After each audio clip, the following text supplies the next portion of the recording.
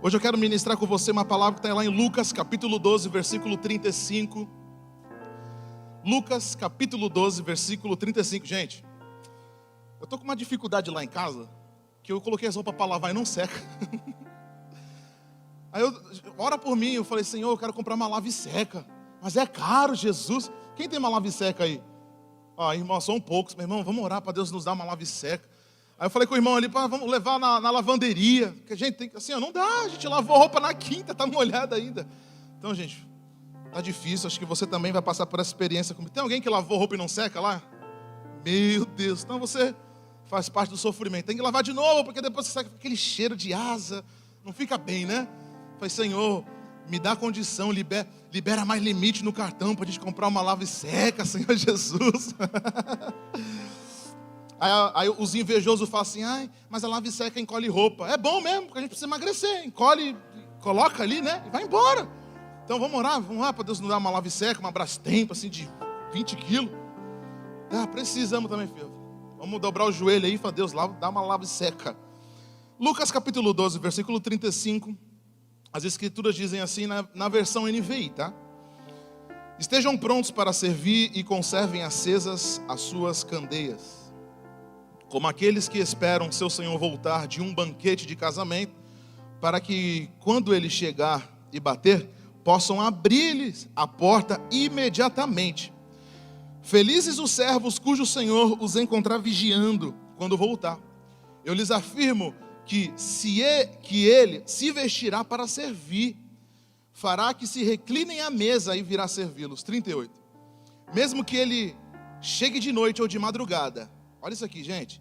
Felizes os servos que o Senhor encontrar preparados. Entendam, porém, isto: se o dono da casa soubesse a hora que viria o ladrão, não permitiria que a sua casa fosse arrombada. Versículo 40. Estejam também vocês preparados, porque o Filho do Homem virá numa hora em que não se esperam.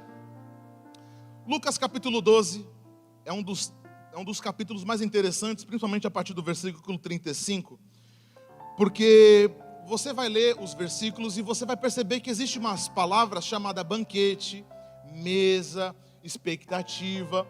O interessante, queridos, é que hoje, no mundo tecnológico que nós vivemos, né? No mundo onde tudo está sendo muito rápido, nós mantemos no nosso peito muitas expectativas. Faz sentido para você? Nós temos expectativa de construir, de comprar, de estudar, de fazer, de viajar. Nós dormimos com o coração cheio de expectativas. E por um lado isso é bom, porque a expectativa, ela é gerada pela fé, pela esperança, perdão. Se você tem expectativa, a mãe da expectativa é a esperança. Só que isso tem um problema, porque nós mantemos a expectativa nas coisas da terra. Nós temos mantido, né, pastor Diolê, muitas expectativas aqui, nas coisas daqui, nos momentos aqui, nas experiências daqui, nos sentidos daqui, na felicidade daqui, no prazer daqui. E nós esquecemos que existe uma expectativa que vai além desse mundo. É a expectativa da eternidade. Dá um amém? Então, Jesus está falando no versículo 35, do 35 ao 40, sobre um banquete. Que haverá um banquete que hoje nós temos só um protótipo. Olha que interessante. A ceia do Senhor Jesus aqui hoje, queridos, é só um exemplo do que vai acontecer na eternidade. Aqui quem serviu você foi o pastor, foi o voluntário. Mas Jesus disse que lá no reino de Deus, quem vai servir o banquete vai ser Ele. Olha, bênção. Então, queridos, lá em casa, eu tenho uma mesa para 4 lugares. Mas no reino de Deus existe uma mesa com quilômetros e quilômetros e quilômetros esperando você sentar lá. Essa é a mesa que existe no reino de Deus. Então no reino de Deus existe uma mesa que Isaías falou que existia milhares e milhares sentados naquela mesa, a ponto do próprio Jesus servir. Por isso que, inspirado nessa questão de mesa, eu quero falar nessa manhã sobre as 5 mesas da vida. Repita comigo, as 5 mesas da vida. Meu Deus, que tema estranho é esse? Vamos lá, versículo 35. Estejam prontos para servir e conservem acesa as suas candeias. Primeira mesa é a mesa do servir. Um dos itens mais importantes na sua casa, nesse frio, está sendo o chuveiro, né? Mas um dos itens mais importantes na sua casa é a mesa. Quando eu casei com a minha esposa, eu ganhei uma mesa da minha sogra. Gente, a minha sogra é uma bênção. Ela deu o que ela tinha. Mas era uma mesa, pastor Diolê, que assim, 2 gordos já não dava na mesa. A mesa era pequenininha, a gente sentava e a mesa era baixa. Você não conseguia ficar 3 minutos na cadeira, doía lombar. A gente bateu o pé, falei, Senhor, nós vamos comprar uma mesa confortável. E a gente comprou uma mesa boa, né? E tal, hoje ela não estrala, ó que bênção a mesa, né? Aquela mesa era ruim, a gente não conseguia ficar muito tempo, tinha que comer rápido porque doía. Mas por quê, queridos? Um dos itens mais importantes na sua casa é a mesa. Se você não tem uma mesa, está comendo no chão hoje, você vai parar de comer no chão, vai comprar uma mesa, vai no Mega Feirão ali, compra uma mesa de R$1.000, mas compra uma mesa. Então a mesa, meu irmão, ela significa comunhão, a mesa significa alinhamento, festa. Mesa também significa fechar o pau, porque na mesa nós briga também. Na mesa a gente fica bravo, porque um come mais rápido que o outro, né? Meu Deus, a gente faz barulho na mesa. Ah, não, como assim? Suja. Mas a mesa, ela tem um significado muito importante. A mesa, ela significa também servir. Por isso que, olha que Jesus disse, estejam prontos para servir e conservem acesa as suas candeias. Você vai se identificar comigo que a partir de 2020 para cá, da pandemia para cá, o ser humano se tornou mais individualista. É verdade ou não é verdade? É verdade. O ser humano se tornou mais individualista, mais medroso. É meu, eu tenho que conservar o meu, eu tenho que cuidar do meu. Mas Jesus disse aqui que nós precisamos servir, estejam prontos para servir. E servir alguém não significa só atos, atitudes, mas você pode servir alguém com oração, com uma palavra de encorajamento. Sabe, uma das coisas muito interessantes é você ser nostálgico. Tem alguém que é nostálgico aqui? Cadê os irmãos bem nostálgicos? Aqui, ó, velho. Então, ser nostálgico é bom, né? Eu gosto de, às vezes, ser nostálgico. Os anos 2000, quando a gente brincava, né? Aquela coisa gostosa. Mas sabia que a nostalgia, ela também traz em nós uma esperança que outrora, hoje, ela foi apagada? Eu sei que nós temos que dosar a nostalgia, né? Senão você fica preso no passado lá, você fica amarrado lá. Mas a nostalgia, ela serve para nos lembrar também que assim como Jesus fez lá, Ele também pode fazer aqui. Dá um amém aí. Eu sei que muitas vezes a gente fica preso lá, mas a gente pode servir alguém com lembranças boas. Sabe quando a gente lembra alguém que está doente na alma, a gente fala, olha, Jesus fez isso, Jesus vai continuar fazendo. Lembra quando o Senhor agiu na sua vida, lembra quando Deus agiu na sua casa. A gente precisa lembrar, queridos. Olha, lembrai das coisas boas que o Senhor fez. Então, servir a mesa não é só você ir lá fazer como Marta fez, não. Mas também é você servir com palavras de encorajamento. A partir de hoje, você vai erguer pessoas pela palavra. Você vai levantar pessoas pelo bom ânimo. Chega de murmurar, chega de reclamar lá. A partir de hoje você vai chegar, você vai levantar os sonhos de alguém. Você vai levantar o espírito de alguém. Você vai derramar um azeite de alegria na vida dele. Então, servir alguém sem fogo na candeia é interesse. Porque Jesus falou assim, ó, e conservem acesas as suas candeias. Candeia era um itemzinho bem interessante, pequeno, onde ficava armazenado o azeite ali, e dali tinha um fiozinho que você queimava, né? Então, era uma espécie de uma lamparina. Só que ele diz assim, ó, conservem acesas as suas candeias. E aqui eu queria trazer algo bem interessante, porque quando nós servimos alguém sem o fogo do Espírito, isso é interesse. Presta atenção no que eu vou dizer. Quando eu sirvo alguém com o fogo da candeia, eu estou juntando os tesouros espirituais. Infelizmente hoje as pessoas ajudam os outros pelo interesse, né? Ah, uma mão lava a outra. Já ouviu esse termo, né? Eu tenho que fazer aqui porque daqui a pouco eu vou colher ali. No mundo, isso é verdade, mas no mundo espiritual isso é mentira. Porque a palavra de Deus diz que nós temos que servir os outros pela candeia acesa, pelo fogo do Espírito. Porque quando você ajuda alguém, você está acumulando tesouros eternos. Olha que bênção, meu irmão. Tudo que você faz nessa terra por interesse vai ser esquecido, mas tudo que você faz mediante o fogo do Espírito Santo, isso se tornarão recompensas eternas. Eu entendi isso na minha vida. Eu fazia, por exemplo, por muitos anos a gente botava o púlpito do bispo. Ia pregar, a gente botava o púlpito aqui, a gente ficava louco, né? Eu botei o púlpito aqui. Vou abrir o culto, a gente abriu o culto cheio de orgulho, cheio de arrogância. Isso tudo foi esquecido. Mas quando eu boto o púlpito pensando, isso aqui é para o Espírito Santo de Deus, haverá recompensa na eternidade. Quando eu boto uma cadeira, isso aqui é para o Espírito Santo de Deus, haverá recompensa. Tudo que você faz para o Espírito Santo de Deus, existe recompensa. Por isso que a gente fala assim, ó, sirvam com a candeia acesa. Então a primeira mesa, sirva as pessoas. Sirva o seu chefe, sirva a sua empresa. Sirva, eu tenho falado isso muito. Muitas pessoas criticam o chefe, querido, dobra o joelho, ora por ele, fala assim, Senhor, enche o meu chefe do Espírito Santo de Deus para me dar um aumento aí de 150%. Às vezes a gente critica o salário. Você já orou para o Espírito Santo tocar no coração daquele incrédulo lá, né? Meu Deus, toca no coração da minha mãe para me dar um aumento aqui. Cadê a Nalanda? Ora, Nalanda, sei. A mãe não quer te dar um aumento, mas ela vai te dar um aumento em nome de Jesus, porque a mãe dela é a patroa dela. Mas vai orar, que Deus vai te abençoar. Então a primeira ponto aqui é a mesa do servir, amém? Segundo, vamos lá para o versículo 36. Com aqueles que esperam seu Senhor voltar de um banquete de casamento, para que com ele chegar e bater a porta, nós vamos abrir imediatamente. A segunda mesa é a mesa da espera.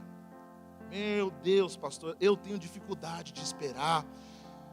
Eu sou ansioso, eu meto os pés pelas mãos, eu faço tudo sem pensar, eu não calculo. Olha que interessante, Jesus diz assim, ó, como aqueles que esperam seu Senhor voltar. A palavra esperar significa aguardar com desejo, confiança, sem ser inativo. Gente, isso aqui é precioso, porque esperar no Senhor é você confiar, aguardar com o desejo que Ele vai fazer, mas não é você ficar parado, olhando. Provérbio diz que existem pessoas que ficam olhando para o céu e falam, nossa, que bonito o vento. A Bíblia diz que eles não vão colher, mas aqueles que plantam, se mexem, trabalham, eles vão colher o fruto das suas mãos. Então, a segunda mesa é a mesa da espera. O que você tem esperado de Jesus? O que você tem feito para Jesus? O que você tem nesses últimos dias, nessa semana, nesse ano, entregado para Jesus? Porque final do ano está aí, né? E a gente fica todo faceiro. Está aqui os meus 12 pedidos. E está aqui, Senhor, eu vou fazer. O que você vai entregar para Jesus? O que você tem entregado para Jesus?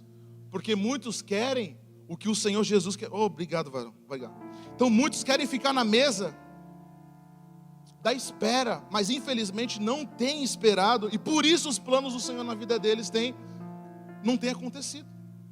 A mesa da espera, meu irmão, é uma mesa importante, porque é a mesa que os planos do Senhor vai acontecer na sua vida. E qual que é o nosso problema?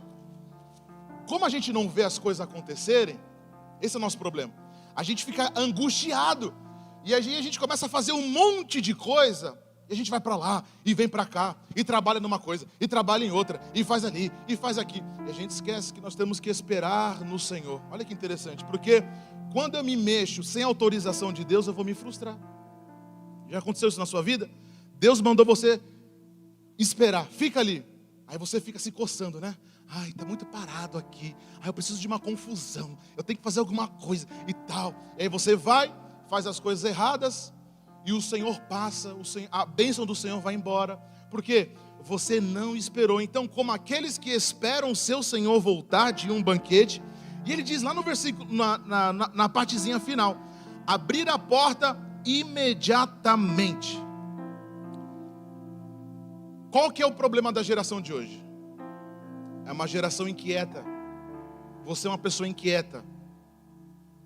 E a pessoa inquieta, ela não consegue ver a mão invisível do Senhor.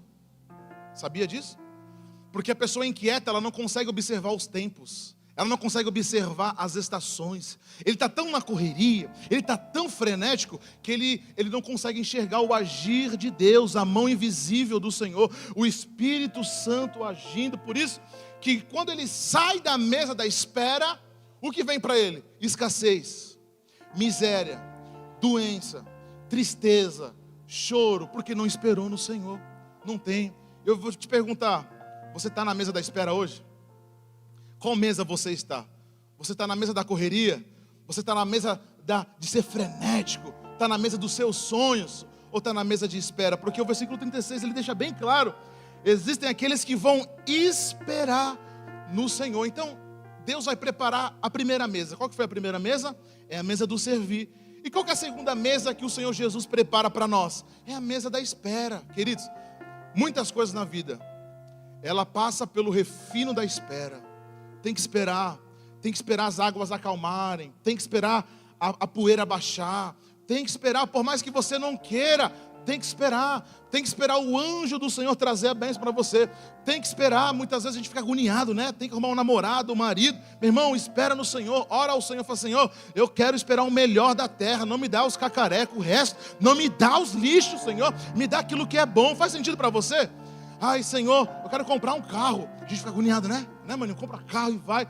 Aí quando vai, compra uma bomba, Rafael, né? Compra um problema, compra um Peugeot, brincadeira, compra uma bomba, né? E aí você vai lá, não, mas era bom, mas é um Peugeot. Nada contra aí, irmão, se você tem um Peugeot, só vou orar. Seja dizimista, dizima, proteja aquilo que tu tem. Então muitas vezes a gente quer meter os pés pelas mãos, a gente esquece de passar pela mesa da espera, amém? Terceira mesa aqui, está no versículo 37. Gente, tem alguém que tem Peugeot aqui? Desculpa, tá? Mas o Peugeot tem uma fama no Brasil de ser um carro meio dificultoso. É um carro que gosta de usar o seu dinheiro.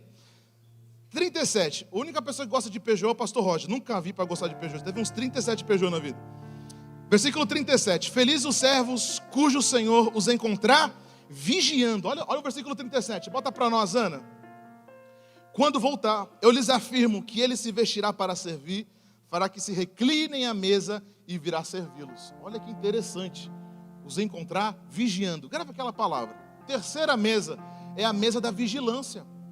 É a mesa da vigilância. Gente, o que o vigia faz? O vigilante, ele é responsável por algo. Ele está cuidando de alguma coisa.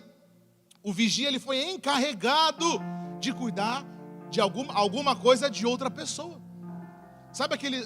gente, faz tempo que eu não vejo aqueles motoqueiros que passam de buzinando. Pipi. Aqueles aí falam: Jesus, tadinho, aqueles caras sempre vêm na hora errada, né? Qual que é a função deles? Eles passam lá na casa buzinando, eles olham a plaquinha, ó, essa casa está protegida. Isso aqui é uma referência bem interessante para aqueles que têm o sangue de Jesus na vida, né?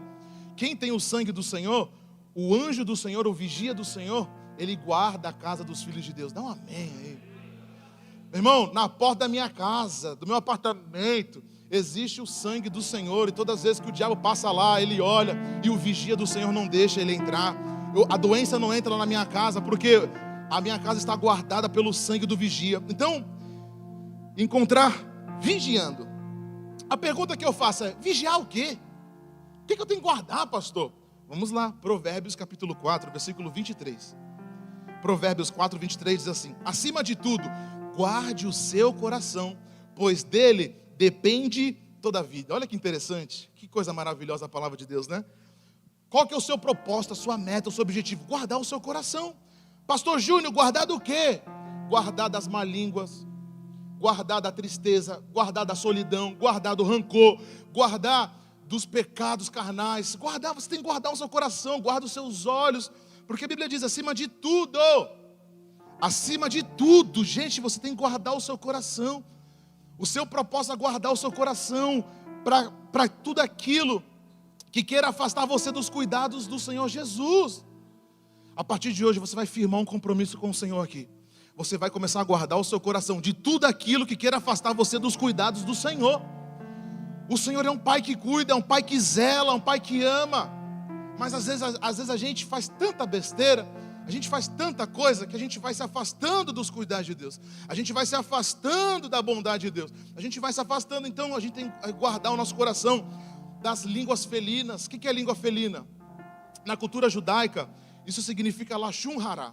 Lashon Hará significa língua felina. E o maior exemplo disso, quero contar um exemplo a você. Existia num bairro uma fruteira. E eu lembro muito bem que nesse exemplo ali, esse rabino, ele contou que todos os dias o menino passava ali, e o vendedor da fruteira, e o menino passava, pegava a fruta e ia embora. Olha que interessante, vem comigo. O menino ia para a escola, pegava a maçã e ia embora. Só que o pai daquela pessoa ali já tinha firmado um compromisso: o meu filho vai passar aqui todos os dias aqui, mas já está pago. E todos os dias ele passava e pegava. Até então que entrou um funcionário novo na empresa. E o funcionário novo da empresa, ele viu aquilo e ele ficou bravo, porque o menino está roubando, ele é ladrão. Só que o menino experiente, o estagiário, não sabia que já existia um acordo entre o rapaz e o vendedor. Até um dia que esse menino, esse estagiário ali, esse novo funcionário, ele espalha na cidade que existia um ladrão ali, ele era ladrão, ele é ladrão. Você sabe que toda palavra que você lança, ela não volta bem. Quando você faz uma fofoca, ela não volta bem. Se você lançou uma palavra, ela volta 100. E toda aquela cidade foi contaminada pela mentira daquele rapaz. Quando o funcionário novo descobre que aquelas frutas já estavam pagas, já era tarde demais. Porque a palavra, a mentira já tinha sido espalhada na cidade. Isso significa lashon hará, língua felina. É alguém que usa a sua boca para falar mal dos outros, criticar os sonhos dos outros. É a língua da inveja, é a língua da maledicência. Então, guarde o seu coração dessas coisas. Guarde o seu coração das pessoas que querem fazer mal. Pessoa que só fala mal de líder. Pessoa que não agrega nada na sua vida. Guarde o seu coração. A partir de hoje, querido, você vai começar a blindar o seu coração. Porque é isso que diz Provérbios 4:23, acima de tudo. Guarde o seu coração, pois ele depende toda a vida. Terceira mesa, a mesa da vigilância. Vamos para a quarta mesa? Está acabando, tá? Versículo 38. Mesmo que ele chegue de noite ou de madrugada, felizes os servos que o Senhor encontrar preparados. Quarta mesa que o Senhor prepara é a mesa da surpresa. Existem surpresas boas, mas existem também surpresas ruins. Existem muitas surpresas que elas te trazem ânimo, mas existem muitas surpresas que traz para você dor.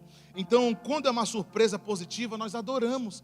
Mas e quando vier uma surpresa negativa? Qual será a sua reação? Uma coisa que eu entendi na minha vida, eu queria trazer para você isso. Assim como nós lidamos com a morte, é como nós lidaremos com os problemas da vida. Eu entendi isso muito cedo. Eu comecei a reparar que quando a minha mãe faleceu, as minhas irmãs ficaram histéricas. Até hoje elas ficam histéricas com a mãe ter ido para a glória. E eu fiquei muito em paz com aquilo, porque assim como eu lido com os problemas da minha vida, eu aprendi a lidar com a morte.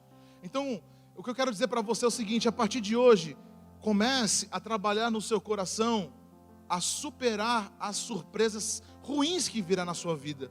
Porque você não é um anjo a ponto de ter só coisas boas, mas virá também surpresas negativas, surpresas desagradáveis.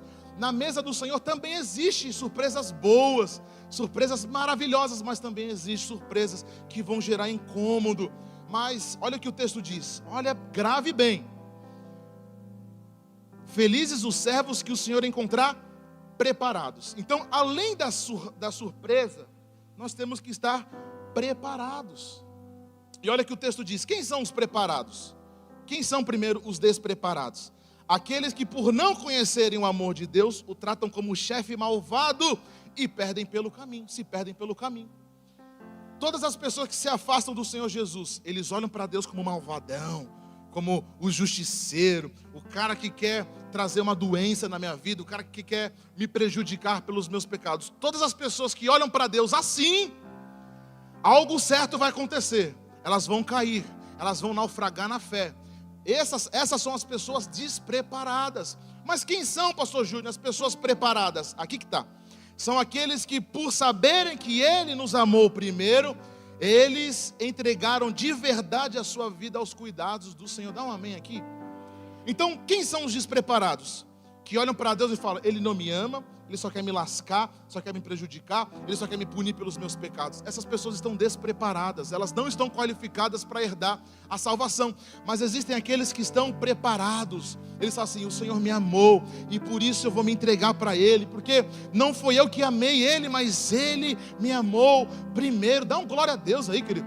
Então, eu achei interessante aquilo que o pastor Márcio falou quarta-feira. Não é você que tem que falar: Senhor, eu te amo. Isso é bom, mas é falar: Senhor, Tu me amas, Tu me consolas, Tu me guias. Então, quando eu falo: Senhor, eu sou amado por Ti, queridos, isso vai preparando o seu coração a você ficar preparado, porque haverá um dia, eu não sei dia nem hora, se é de noite ou de dia, mas as trombetas do céu, elas vão tocar, elas vão chamar aqueles que herdarão a glória de Deus.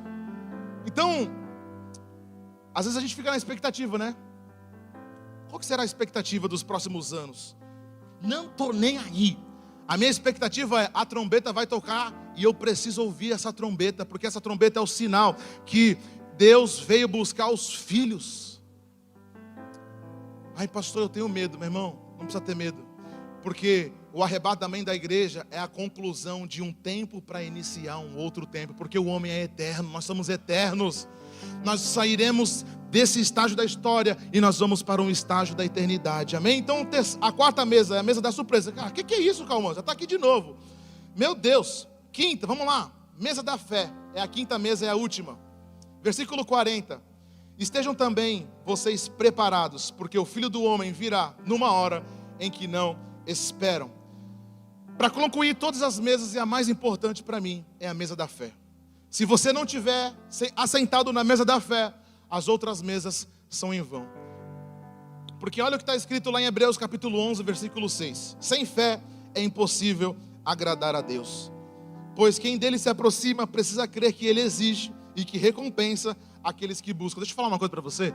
Domingo de manhã, chovendo, frio, e você na igreja buscando a Deus, existe recompensa para você. Existe recompensa. Oh, glória! Então, sem fé é impossível agradar a Deus. Olha o que está escrito em Amós, capítulo 3, versículo 7. Certamente o Senhor soberano não faz alguma coisa sem revelar o seu plano aos seus servos, os profetas. Queridos, Deus tem dado sinais ao longo da história, ao longo dos dias, que o encontro já foi marcado, e é o encontro de você com Jesus. Eu termino essa mensagem dizendo: assente na mesa da fé, coma o banquete, coma, se farta no banquete do sangue de Jesus, do corpo de Jesus. Mas entenda, existe uma mesa chamada mesa da fé, que sem ela é impossível agradar a Deus. Sem ela você não consegue viver, sem ela você não consegue entender os planos. Gente, há um espírito maligno atuando nesses últimos dias. Ele não está só na política, ele não está só no governo, mas existe um espírito que Jesus falou que ele intensificaria os ataques nos últimos dias. Se chama o espírito do engano. Existem muitas pessoas tendo hoje, falando sobre desenvolvimento pessoal, escondido de ocultismo, pastor Jolei. Existem muitas pessoas achando que é Deus falando, mas eles tiraram Jesus do centro e agora é o homem falando. Queridos, existem muitas mentiras sendo contadas por aí, com cara de Deus, mas não tem o DNA de Deus, com cara da Bíblia, mas foi influência satânica. O diabo, ele se disfarça como um anjo de luz, ele é bonito, ele é interessante, mas no final ele é um engano. Então nessa noite, olha que interessante, certamente o Senhor soberano não faz alguma coisa sem revelar os seus planos. Deixa eu falar para você, antes de acontecer alguma coisa, Deus já te mostrou. Você está entendendo aqui? Antes de Deus fazer alguma coisa, Ele já revelou os seus profetas. Cadê os profetas de Deus aqui? Você é profeta de Deus, querido. Você é alguém que tem autonomia para profetizar, para guerrear. Bota esse texto, por favor, deixa em Amós. Porque muitas pessoas falam assim: Deus não falou comigo, eu fui pego de surpresa. Olha o que está escrito: o Senhor soberano, Ele já revelou para você. Meu irmão, você perdeu a oportunidade aqui de falar assim: Deus fala comigo, Deus fala com você, Deus já revelou para você os planos que Ele tem na sua vida. Mas Ele não veio na minha casa, mas Ele não vai falar na sua casa. Ele revela pelo seu Espírito. Então, Deus tem dado sinais. E eu concluo essa mensagem lá em 1 Timóteo, capítulo 1, versículo 19. Mantendo a fé e a boa consciência, que alguns rejeitaram e por isso naufragaram na fé. Mantendo a fé e a boa consciência, que alguns rejeitaram. Quando você rejeita a fé e você começa a dar atenção para o ensino do mundo, os ensinos de engano, você naufraga na fé. Nesses muitos anos de igreja, queridos, o que eu já vi de pessoa naufragar na fé não é brincadeira, porque todas elas ouviram alguém, deram atenção à voz do diabo e perderam a bênção eterna. Mas nessa noite você vai sentar na mesa da fé e você vai mergulhar sua fé no sangue do Filho de Deus. A partir de hoje você vai viver pela fé, você não vai viver por aquilo que você vê. Cadê os ansiosos aqui que precisa ver as coisas acontecer? Não, bem-aventurado é aqueles que viram, mas creram, que não viram, mas creram. Eu não estava lá na cruz, mas eu creio, e por isso hoje eu vivo as bênçãos do Senhor. Fique de pé no seu lugar. Tem alguém que tem um carregador de celular aqui? Tem alguém que trouxe carregador? Alguém trouxe carregador? Tem aqui carregador? Alguém tem carregador de celular aí? Cadê? Tem alguém com carregador? Filha, traz para mim aqui um carregador. Ah, eu queria com caixinha. Tem caixinha? Cadê o carregador? Alguém traz para mim um carregador de celular? Vamos, gente. Pressa aí, a irmã está correndo. Corre, corre, corre. Quero fazer uma ilustração para você. Aqui, tem um carregador aqui, tá? Eu estava precisando de um, obrigado. Vou vender, é caro. Aqui tem um carregador. Isso aqui é um dos itens que a gente mais usa no dia, né? Hoje você é dependente de um carregador. A gente precisa disso aqui. Esse carregador, se você não conectar na tomada, ele é apenas um item vazio, em vão. O que eu quero dizer para você? Que um carregador, ele precisa de duas coisas. De um celular na ponta e de uma tomada na outra ponta. A tomada sempre vai ser Jesus, porque é dele que vem a fonte da vida. Ele é o pão da vida. Esse carregador é a fé. Ela é a ponte entre o celular. O celular aqui é você. Você é o celular ativo. Você faz ligações para o céu. Você conversa com Jesus. Mas se você não tiver esse item aqui, o carregador, que é a fé, você não vai viver aquilo que o dono falou que você tem que viver. Porque não adianta, obrigado querida, só isso que eu queria fazer mesmo. Porque não adianta você ter um baita de um celular assim, ó, parrudo, última geração, de 1 tera. Nossa, você é um celular bonito de 1 tera. Mas se você não tiver energia, você é vazio, você é um sepulcro caiado. Por isso que existe a fé. A fé aqui, queridos, ela é conduzida pelo Espírito Santo de Deus. É o Espírito Santo de Deus que coloca a fé no seu coração. Pastor Júnior, como que faz para ter fé? Ouvindo a palavra do Senhor Jesus. A fé vem pelo ouvir e ouvir a palavra do Senhor. Como que a fé, ela cresce? Semeando dia e noite, noite e dia. Você vai semeando a sua fé. Você vai colocando coisas nela, ela vai crescendo, até ao ponto de se tornar uma grande árvore e ter pessoas debaixo dela se protegendo. Essa é a fé que Deus tem para você. Então, recapitulando aqui as 5 mesas. Primeiro, a mesa do servir. Sirva com o Senhor. A mesa da espera. Espere no Senhor. A mesa da vigilância. Fique vigiando para o diabo não dominar a sua bênção. Quarta, a mesa da surpresa. Deus tem surpresas boas aos filhos, amém? E por último, a mesa da fé. Nessa noite nós queremos orar por você. Quero orar pela sua vida, para que a sua fé aumente, para que a cada desafio você supere pela força do Senhor Jesus. Feche os seus olhos. Se você puder dar as mãos para quem está do seu lado aí. Vamos unir a nossa fé agora. Nós vamos orar. Eu creio que grandes coisas o Senhor vai fazer nessa manhã, na sua vida, nessa semana. Uma irmã chegou para mim assim: pastor, na mensagem passada você disse que em 3 dias o Senhor traria algo sobre a minha vida. Pastor, no dia seguinte abri uma porta de emprego incompreensível. A outra falou: pastor, eu arrumei mais tantos clientes. Queridos, é tudo pela fé, pela fé. Por isso que nós vamos profetizar aqui coisas que ainda os meus olhos não viram. Eu vou te dar a oportunidade para você orar 60 segundos aqui. E você vai orar decretando pela fé, trazendo à existência aquilo que você quer ver, pela fé, amém? Senhor Jesus, nós unimos a nossa oração. Papai, nós trazemos à existência a cura, o milagre, a multiplicação, a prosperidade. Nós trazemos à existência, Pai, aquilo que o homem não viu, porque Tua palavra diz que olho não viu, nem ouvido ouviu, aquilo que o Senhor tem preparado para os filhos. Jesus, aquilo que Tu tem preparado para nós, despeja sobre a igreja. Eu profetizo na sua vida hoje, seja despejado agora a unção do Senhor, a fé do Senhor. Chega de viver de confusão. Chega, Deus não é Deus de confusão, Deus é Deus de organização. A sua mente seja organizada no Senhor, as suas emoções sejam organizadas no Senhor. Receba o cálice do Senhor na sua vida, em nome de Jesus. Nós oramos pela fé. Tudo aquilo que não aconteceu, acontecerá essa semana na sua vida. Eu oro e profetizo em nome do Pai, do Filho e do Espírito Santo de Deus. A igreja diz um amém. Aplauda o Senhor no seu lugar. Como estás, e me encontrarás na mesa.